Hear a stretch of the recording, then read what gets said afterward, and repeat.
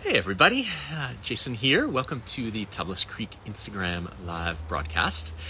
I have a really fun guest today, Erik Segelbaum, who is the founder and principal at Sommelier.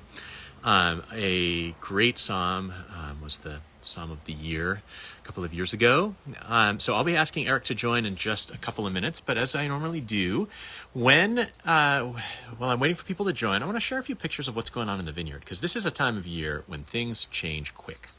So I thought what I would do is run through a few of our main grape varieties and show you what they look like. I'll start with Grenache. Grenache is coloring up. You can see the sort of tightly bunched berries. It's absolutely characteristic of what this grape looks like. And I'll show you what it looks like as it's growing. It's got this kind of super vigorous, kind of very bushy, lots of canopy, lots of fruit. It's just a pleasure to be in the vineyard with Grenache. Compare that to Syrah. Smaller berries, darker, further on through veraison. We're probably only a few weeks away from starting our Syrah harvest. Little spoiler alert, we are likely going to be bringing in our first Viognier, not a Havara estate, but for the Patelin Blanc on Friday. So it's coming. Okay, and Syrah's canopy, it's a very kind of tall and sprawling kind of growth pattern. You can see that the canes don't go up at an angle. They kind of sprawl out to the side like an umbrella. And it's again, vigorous. We train it up high. This is one of our head-trained Syrah blocks. Okay, a couple more grapes to run through quickly. Next, we have Counoise. So Counoise is large berries. It was famous as a table grape before the development of seedless grapes. It still makes delicious eating if you're choosing something to plant in your home backyard. In terms of the vines themselves, the vines are kind of modest in size, modest in vigor, modest in crop. But they look happy this time of year. Sometimes things are starting to look ragged, but not this year. Two more grapes. First, Mourvèdre. You can see it's very far away from harvest. It's just going through the early stages of veraison. And normally Mourvèdre's vines are not particularly vigorous, but this year, for whatever reason, they look amazing. It seems like the vine health this year is outstanding. So that bodes well. Again, last grape we've got is Cinsault. You can see some of the odd-sized berries. This is kind of colloquially called hens and chicks, large berries and small berries. I think that's a function of either the frost that we got in May or maybe the cold weather we had during flowering. But it's not really a quality issue. It impacts your quantity, but not your quality. But it looks fine. And then the Cinsault vines, younger vines, very upright vertical growth pattern. Anyway, super quick run through our main red grape varieties. One more piece of news to share, bottling the Patelin red the last couple of days. So those of you out in the wholesale market who have been running out, cavalry is on its way. Okay, I'm going to stop sharing. I am going to invite Erik to join. Come through. So I look forward to seeing him in just a moment. There it is. I see a screen. Hey, how you doing, Erik? Doing really well. I'm great. How are you? Let me correct this situation in terms of framing real quick. You can tell I do this all the time. You're right? the great communicator. Oh, now I'm sideways. I know, right? Oh, love the iPhone. Here we are. Doing great. Hey, How are you? bud. How are you? I'm great. So good to see you. I can't believe it was not too long ago when we were hanging really out in just Aspen. a couple months ago. Yeah. Listen, I'm never going to complain about a chance to share the air and, more importantly, a glass with you. It's always good times. I'm not here just to lift you up your ego anymore, but you're truly one of my favorite wine humans, and your knowledge is insane. Look, I've been a sommelier for 20 years. I don't often learn anymore when I'm talking to people. I try to always, but usually it's like just repeating concepts. But then whenever we talk, I'm like, oh my goodness, I had no idea that was a thing, or wow, that was really cool. So, for instance, I just learned about Counoise being a great table grape. So Next year, when you've got some cuttings for me, I'll That's put them great. down You in won't be in disappointed. my garden. Counoise for the red and Vermentino for the white is like the best eating you can have. Good Okay, to know. cool. So All I right, usually like to noted. start these conversations by asking people to kind of chart their path into wine. So did you, like, when you were growing up, was wine on your family table? Was it something that you knew like early on that you wanted to be involved in, or did you come to it gradually? Well, yes, wine was on my family table. I am Jewish, so wine factors importantly every weekend on the Sabbath or Shabbat, plus all the holidays. My father was also a cantor, so big fan of dad jokes. My dad was a cantor. I'm a decanter. But yeah, wine was definitely a part of my life growing up, but it was not the kind of wine I'm drinking now. It was low alcohol, high sugar content stuff that was wine by definition to honor the rules of, saying a prayer over wine, but wasn't particularly serious wine. Honestly, I became a sommelier because I started cooking at 6 years old. I knew I wanted to be a chef, got my first restaurant job at 13. Shh, don't tell the labor board. And I was a chef in largely fine dining for 10 years. And, I joke, but it's true. I became a sommelier because chefs drink a lot.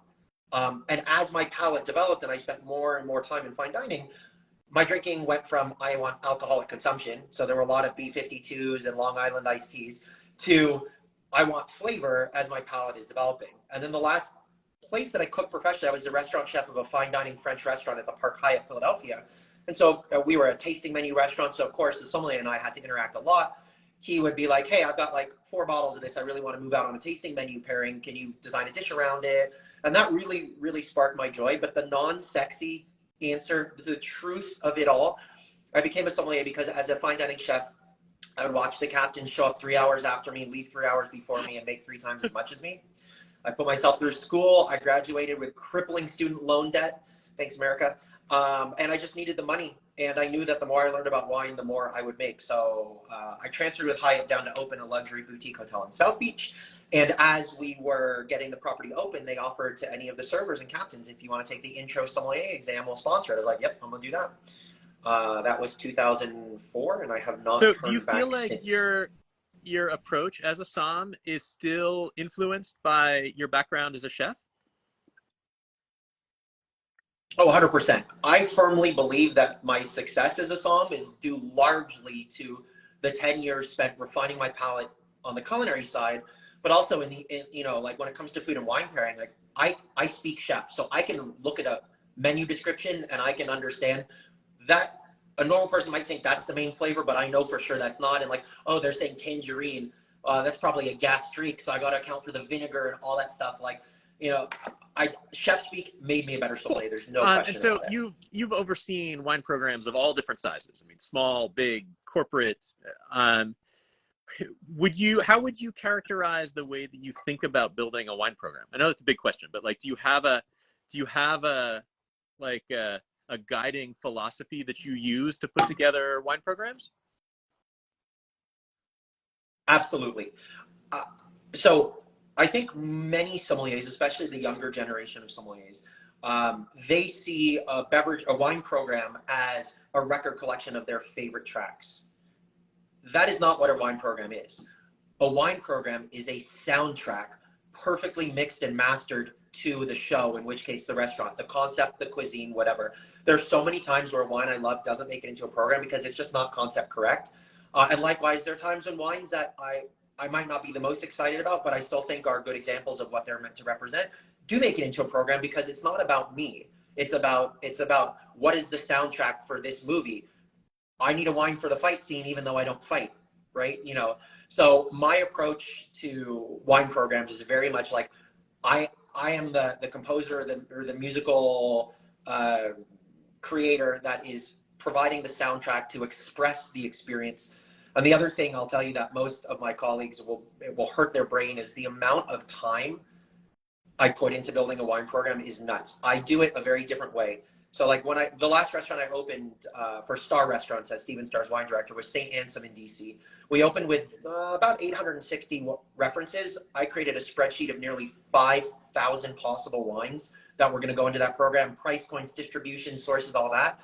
And then what I'll do is I'll sort by category, major, minor, region, sub-region, look at extrapolated price points, be like, okay, well, I don't need 11 Sancerres. So what are like the three I'd want? And then what are my like the three price points? What are my first choices, second choices? So to build that program, it was about 700 hours of work. But at the same token, that document now feeds that program still, because when they run out of something, they can see, okay, here were the second, third, and fourth choices. Let's see if those are available. So how do you go about how do you go about translating all of that work to the customer who walks into the restaurant? Like how do you help them make sense out of that 800 plus wine list? So it's all about how you organize. Oh, it's two things. It's how you organize the document, and then also how you train. In terms of organization, my biggest issue with 99% of the wine lists out there are that they are a list of what's for sale, but they are not a sales tool. So I design my wine list, again, to the concept. So I don't have a singular ethos about how a wine list is organized. The only thing I would never do, and suggest that all of you who are designing wine programs, the only, like, absolutely do not do this, is organized by price within a category. And if you want, I can explain why, but just from a sales standpoint, that's folly. You leave a lot of money on the table. But so depending on the concept, you know, the program I built for Elvez, which is like, you know, upscale casual Mexican with 60 wines, is a very different program than Le Coucou, you know, Michelin star fine dining, you know. So it's really all about the naming convention, the nomenclature, all of that of a wine list is very much specific to the concept, but it has to be a sales tool. I'll give you a great example. The reason I organize white Burgundy north to south is not because I think guests know that, you know, what's northernmost, Pouligny, Montrachet, or Meursault. That doesn't matter. Or Macon or Chablis. It's because I can then this translates to training. I can train my staff as like, hey, we have 11 Burgundies on this list. You don't know anything about Burgundy. That's totally fine. Here's how in 20 seconds you can help be an advocate for our guest decision making. So you know those Christmas ornaments that it's like a teardrop bulbs out and then a teardrop again? So if you organize your white Burgundies north to south, what you're basically looking at is Chablis, sort of pointy, angular, crystalline mineral. Then you get into the Côte de Beaune, gets a little richer, rounder, fatter, creamier. Then you get down to the Chalonnais, Mâconnais. It gets leaner, less oak, less cream, less texture. There, in 11 seconds, a server can now say, without knowing anything about these wines, Burgundy, great. If you're looking for something crystalline and mineral, look to the top or the bottom of the list. If you're looking for something more textural, oaky, rich, and fat, look to the middle of the list. Boom, Burgundy's done. They don't know a single wine. That's how you organize as a sales tool, rather than just like, here's some Burgundy, good luck. Super cool. You know?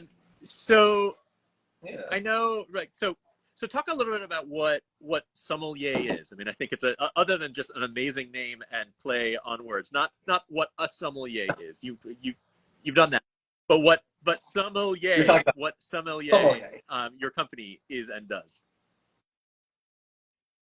Sure. So the easier thing to say would be what I don't do.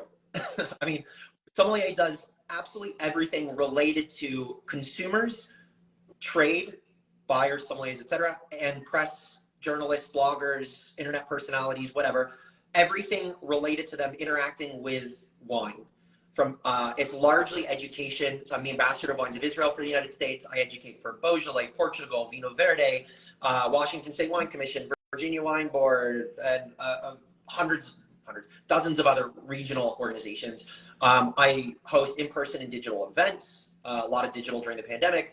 I do consulting for restaurant operations, staff training, stuff like that, private seller, collectors, acquisitions, liquidations, valuations, insurance vetting, legacy seller planning, estate planning, import and distribution brokerage. I'm the wine educator for Smithsonian, so I do a monthly class with Smithsonian. So really, everything. Awesome. And I'm launching a wine club. You're right. Sort of, it would have been easier to ask what you don't do. So, was there? Did you have like an aha wine, like a wine that helped you in your journey to go from, oh, this is a beverage with flavor, to like, now I get all of it, or not all of it, but now I want to go deeper. Was there something? Yeah, it was this one right here. Flattering, but all no, your really. wines are absolutely magical. So no, my aha wine, it's funny, a lot of people, their aha wine starts their journey. Mine came when I was well along my journey. My journey started by financial utility, right? The more I know about wine, the more money I make. And also, wine is really fun. So I was already into it and enjoying it, but I can think of 3 wines that have just like, look, you know me well enough to know that I'm never at a loss for words, right? 3 wines that made me absolutely speechless, that I can close my eyes and taste them. The first one happened in 2011. So I've been a sommelier for 7 years. It was a 1961 Lafite Rothschild. So epic vintage, 50 years old. I went out of my way to want to not like the wine. Oh, it's such a highly rated vintage. Let me try to find fault with it. Oh, it's 50 years old. Let me try to see that it didn't age well. Like, oh, it's Lafite. Let me try to not like it because, yeah, okay, it's not 1855 anymore. Every reason I found to try to not like it, that wine just blew out of the water. I can still close my eyes and taste it to this day. Number 2 was I had in like 16, I want to say, 15 or 16. It was a 1976 Taittinger Comte de Champagne. And what I'm sure you do know, but for those watching should know, is back in the 70s, Brut was quite sweet. It was not the Brut style that we had today. Barely effervescent, but that flavor profile, unreal along its maturity. And the last wine, I think you know I'm a big fan of Madeira. In fact, if you've ever been to St. Anselm in DC, you know that I set out to build the best Madeira program in the country. Not the largest. There are only about 50 Madeiras on the list, but by flights, by 1 ounce samples, all that stuff. But it was an 1875 Moscatel Madeira.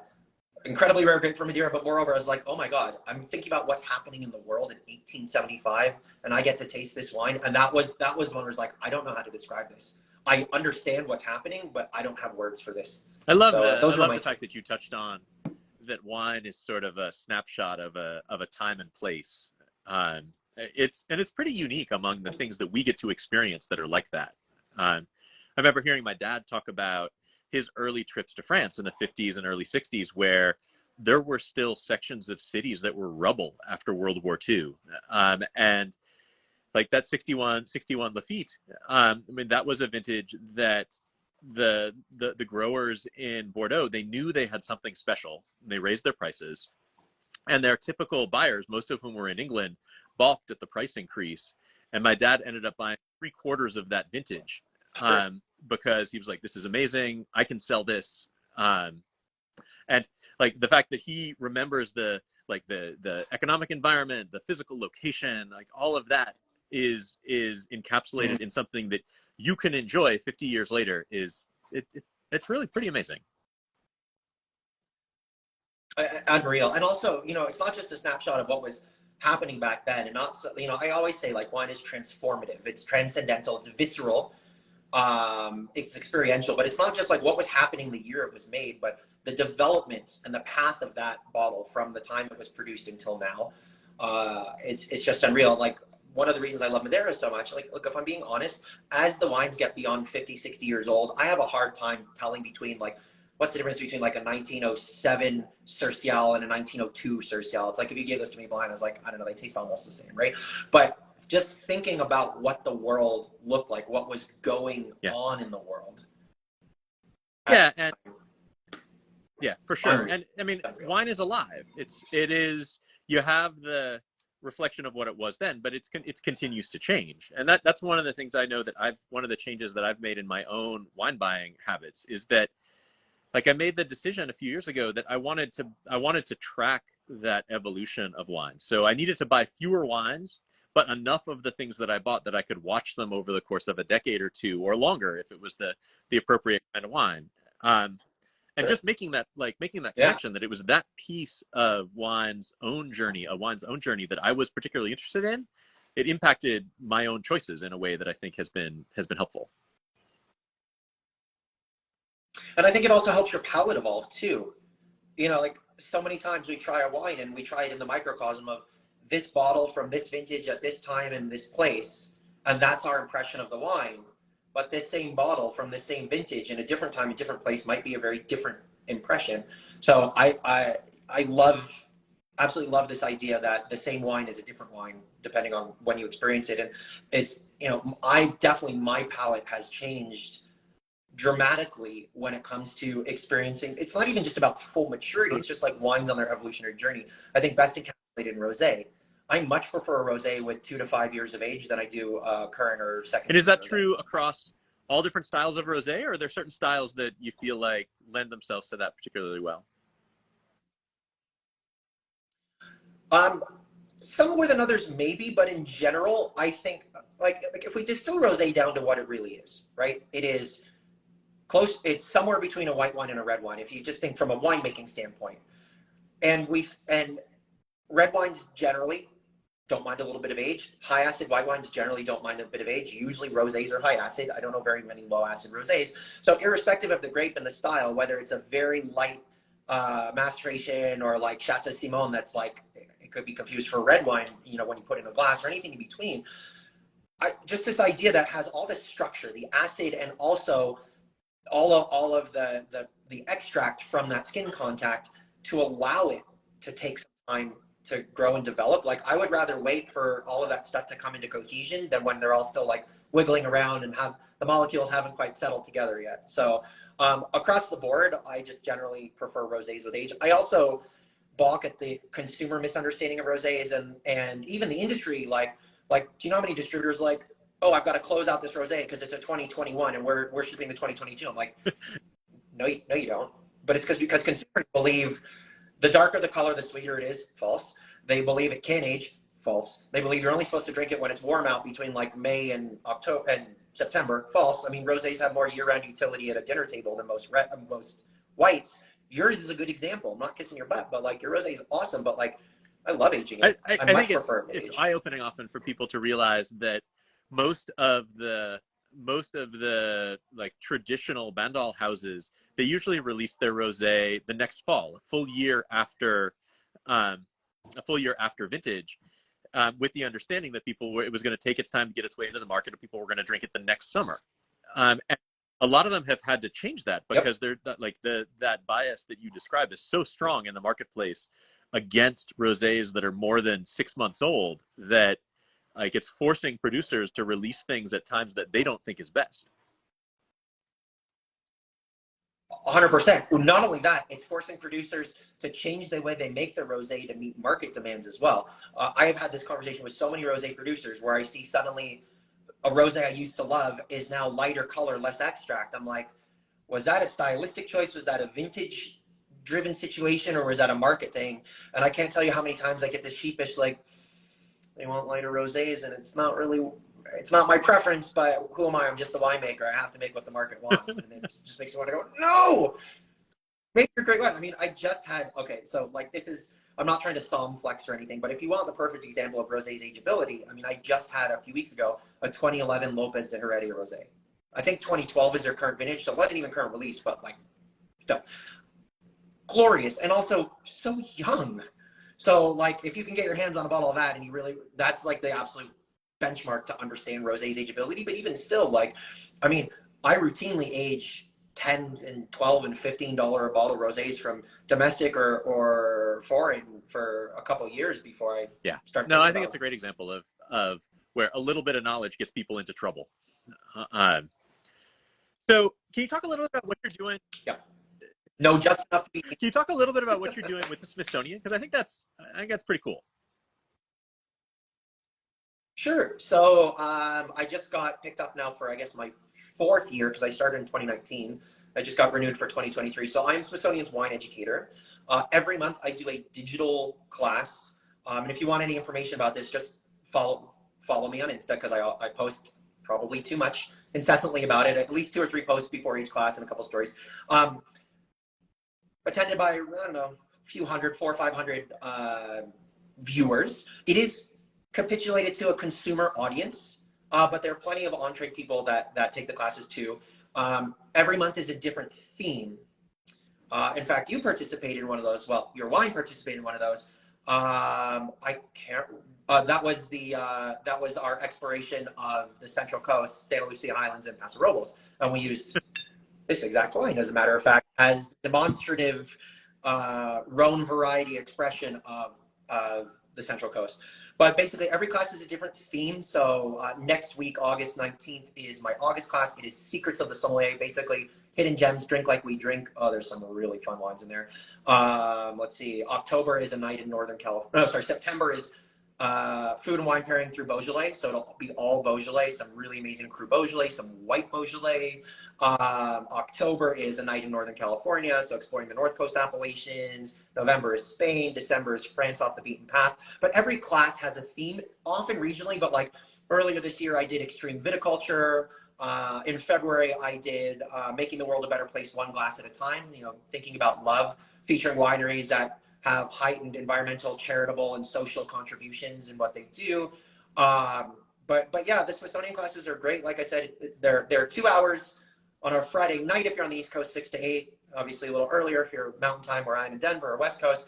And if anyone's interested in taking them, this was not supposed to be a pitch for my Smithsonian classes. The registration includes a kit of 2-ounce vials of all the wines that we will be, that we show.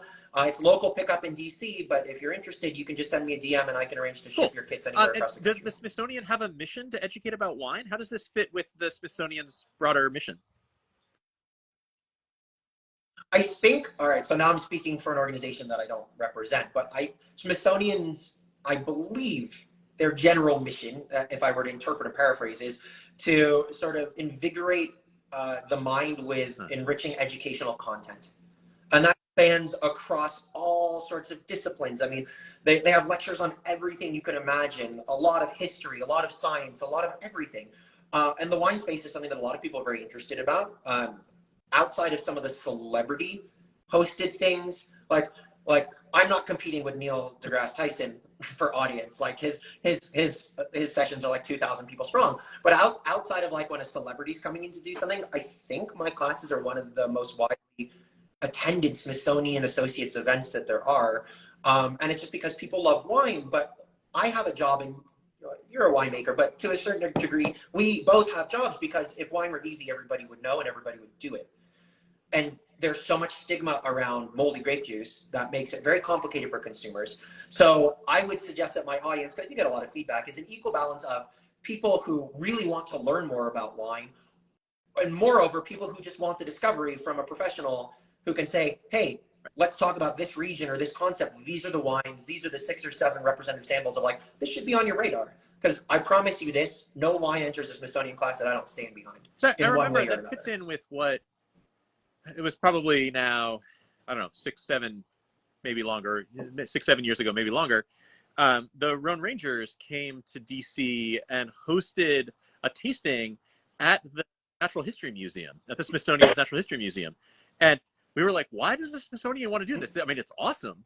But it was, for us, we were like, oh, maybe it's because they want to support American wine or they're looking for a particular insight. But I love that it's a broader way of thinking about a topic than that. Yeah, I think so. I mean, again, I'm speaking for them. I don't work for them, but based on, I get the emails of all of their different classes and content. And like, if you like, just trust me, I know we all get way too many emails. Sign up for the Smithsonian Associates like newsletter and just see the programming that they're offering. Cause there's some really, really incredible stuff. Like basically like I have a subscription to Masterclass, which I think is incredible. It's like almost every Smithsonian class is a little distilled lecture that could be its own masterclass. Okay. So, what do you have regions that you feel like you're talking about, like that glimpse behind the curtain, things that should be on people's radar? Like, do you have regions that you feel like, regions or styles, I guess, that you feel like should be on people's radar or will be on people's radar, but isn't yet? Oh, 100%. Domestically, Washington State and Virginia. From Europe, Portugal. I don't understand why and how Portuguese wines are so relatively inexpensive. They're not all cheap, right? But the value proposition for Portuguese wines, even at their most expensive, I mean, I can only think of one Portuguese wine that's over a couple $100 a bottle. And I can only think of a few that are even over $100 a bottle. Most of them are way, way lower on the spectrum. But the value prop there is incredible. Israel, okay, full disclosure, I'm the ambassador of Wines of Israel for the US, but that is because of how I feel about Israeli wines. I don't feel that way because that's my a job that I have. Israel, along with Georgia, are the world's two oldest wine producing regions. Like, there's archaeological evidence showing commercial scale viticulture and wine production in Israel going back nearly 8,000 years. Now, that's not to say that in some cave on an island in Greece, there's an amphora with 8,400-year-old wine residue in it.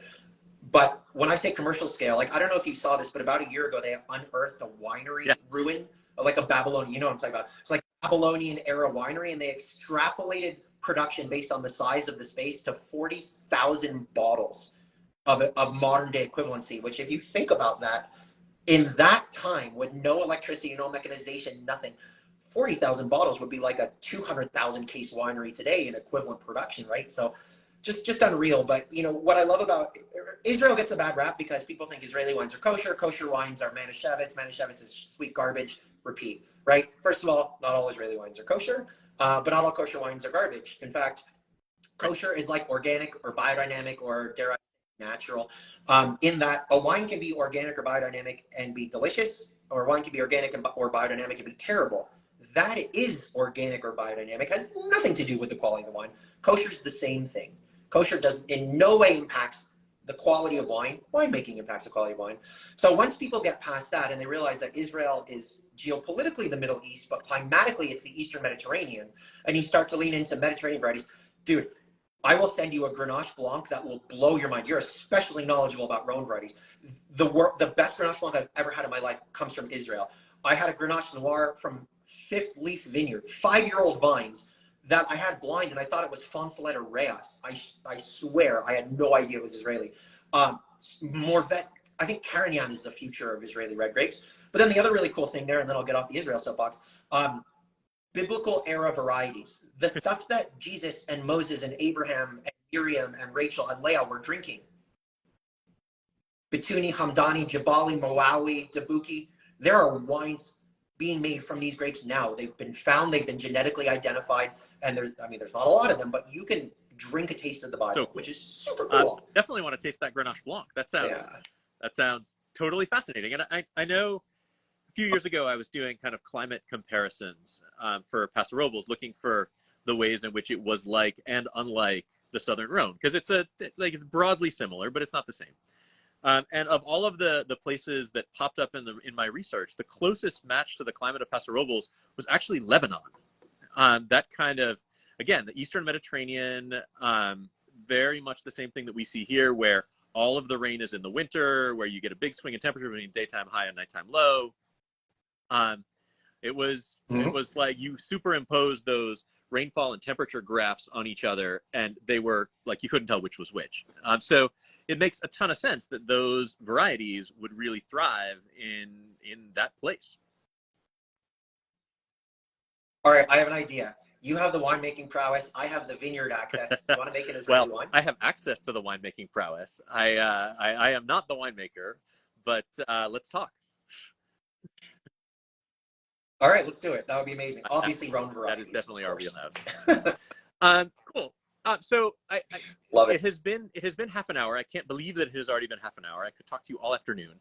But I want to finish with, I guess I have two more questions. One of them is, like, is there anything new that you have coming up that you can preview to people, or things that you're excited about that are going to be happening? So yeah, the big news, you're all really the first to hear this, because I'm about to start teasing it out now on the internets, but I am starting a wine club.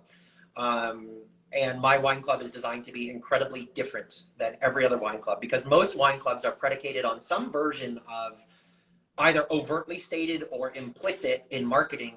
You're an idiot if you get tricked by a wine snob, someone like me, to spend any more than $10 a bottle on a bottle of wine, because wine is cheap and you're just paying for branding and marketing. Oh, and by the way, all wines are unhealthy for you, but our wines are healthy and we don't put in additives and we don't add sugar. And you know who I'm talking about, right? It's like, yeah, it's like every freaking wine club out there is like, wine should be cheap and every wine sucks and is commercial, but ours is great. When really what they're doing is white labeling or getting shiners or getting, 26 tons per acre Aren from Armenia and bottled in Napa Valley. So you think it's, right.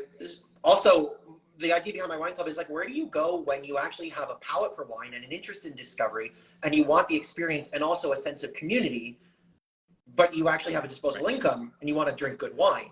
So my wine club probably is not going to be the least expensive. Probably will be one of the more expensive ones. A theme every month, just like Smithsonian, and some lifestyle stuff folded in. So like 1 month, for instance, in addition to your wines, you'll get like, you know, I used to be a chef, so like I always keep shrimp shells in a bag in the freezer, and then once that bag is full, I'll make a shrimp stock with white aromatics, fennel, and the secret ingredient is Pernod. So I'll send you a little mini of Pernod and like that recipe. You know, like it's not just wine. It's about like community and lifestyle. In every month's shipment, I'm going to include a random like $200 or $300 bottle from my cellar, just like in a random box that someone will get. And like, hey, if you got that bottle, tag, share, whatever. There'll be some live interactive stuff. There'll be some short 60-second digital content. But I really want to, I hate the term disruptor, but just the whole idea of wine clubs as they exist now really only serve the false narrative and whatever marketing and revenue stream that the club is designed to bring in.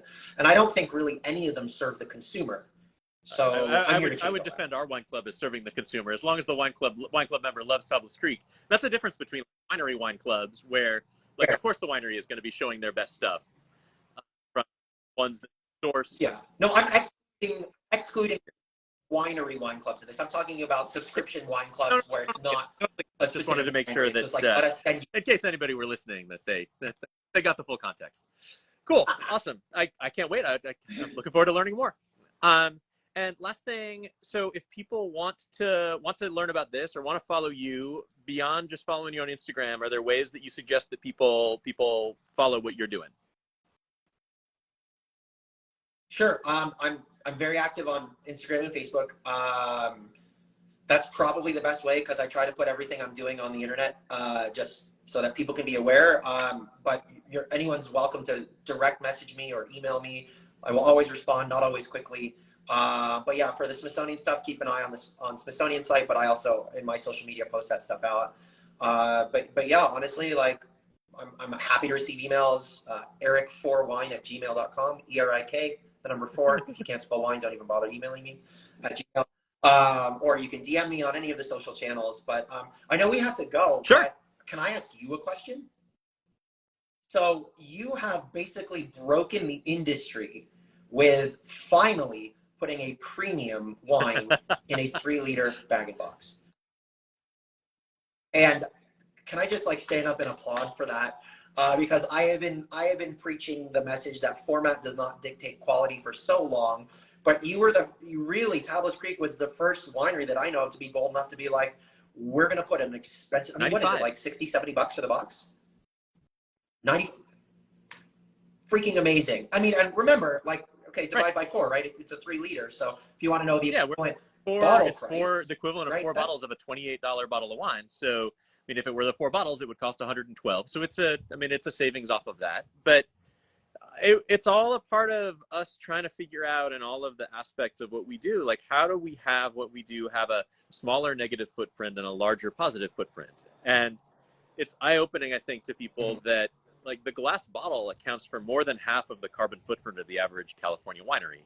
And so, like, there are things that we all need to do to try to make bottles less of a problem. We need to work to use lighter weight bottles. We need to support recycling. We need to figure out some way to have bottle like wash, sterilize, and reuse programs finally come to light. But beyond that, I think there's an obligation that we have to look at other packages that are going to be able to come in at a lighter carbon footprint. And the bag-in-box is like 16% of the carbon footprint of the 4 glass bottles. So it's a lot smaller.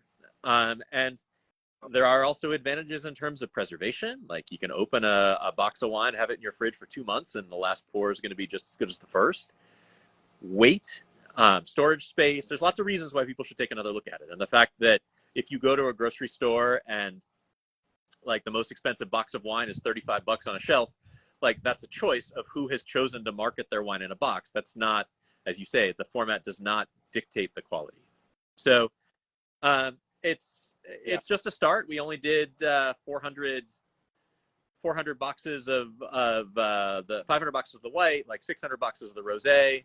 We're going to be doing another 400 boxes of the red next week. We'll do Patelin Red. It's a start. It's a start of trying to destigmatize this package and educate, and hopefully it's just the beginning of something bigger.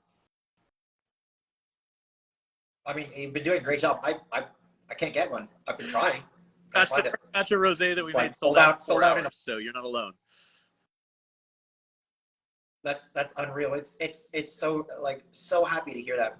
Also, like, if you think about it, I know wine is very based on tradition, right? But like, the only thing that technologically has barely changed since the beginning of wine is the vessel. We went from storing wine in amphoras or horns to storing wine in glass. And we changed the way that we produce that glass, and we made it stronger, and then we made it bigger and heavier, because we all know if a bottle feels empty, heavier than a full bottle, that obviously means it's a good quality wine, right? You know, just take a look up north in, well, I won't say Napa Valley, but you know what I'm talking about, right? But it's outmoded technology that's not particularly great for wine. Even green glass, you can get light issues. It's not insular. It's incredibly brittle, having cleaned up God knows how many broken bottles in my career in cellars and stuff. Like, there's so many things that are wrong about the packaging. And like, yeah, I get the tradition of a bottle is fun, but like, kudos to you for embracing, like, we have technology, let's use it for all of these great reasons, in terms of being better to the world, but also like a better piece of packaging for amen to all that. Our wine. Cool. Well, Erik, it's been a pleasure. It's nice to see you, even if it's virtually, for the second time in a couple of months. And I hope our paths cross again soon. Oh, they definitely will. Thank you so much for having me on. I can't wait to see you again, and yeah, keep in touch and put me on that allocation list for cool. Okay, well, thank you, Tablas Creek folks. Appreciate you joining us. Stay tuned to the other social media feeds that we've got. We're going to have a ton going on in the next 2 weeks, the beginning of harvest. And then join me back in 2 weeks. I'll have Esther Mobley, the San Francisco Chronicle's great wine writer and wine critic, joining me for my next conversation. So thank you, Erik. Thank you, everybody. And I'll see you all in 2 weeks.